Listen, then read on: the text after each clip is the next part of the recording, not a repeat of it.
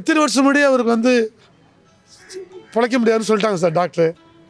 ஹைதராபாத் போய் சர்ஜரி பண்ணிட்டு வந்து திரும்ப வந்தார் சார். எங்களுக்கு கடைசி பேட்டி கூட அந்த யூனிஃபார்ம் போட்டு தான் தந்தார். ஹாஸ்பிட்டல் வந்தார், அந்த யூனிஃபார்ம் போட்டுட்டு வந்தார். அந்த யூனிஃபார்ம் மேலே அவருக்கு என்ன ஒரு ஆசை சார்?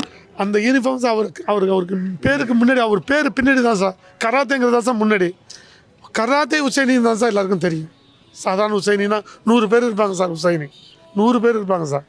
நான் இன்றைக்கி சார் உங்களோட பேட்டியில் சொல்கிறேன் சார்.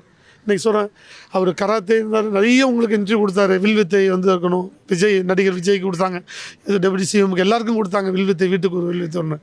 நாங்கள் இன்றைக்கி முடிவு பண்ணுறோம் சார், எங்களுடைய அவர் என்ன நினைக்கிறாத நிறைவேற்றுவோம் சார். நாங்கள் ஸ்டூடெண்ட்டாக, நாங்கள் மாஸ்டர் இல்லை சார், ஸ்டூடெண்ட்டாக இன்றைக்கி அவர் வீட்டுக்கு ஒரு வில்வித்தை வீரர் வரணும்னு எல்லாத்தையும் வேணாங்க சார்.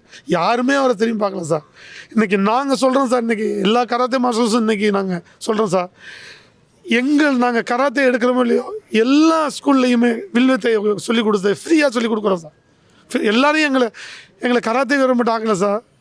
லெவல் 1 லெவல் 2 ஆச்சரிய கோச்சாக தான் சார் ஆக்கி வச்சுருக்காங்க. எல்லா நாடுக்கும் அவர் கூட போனோம் சார். எல்லா நாடுக்கும் போனோம் சார். எல்லாம் தெரியும் சார்.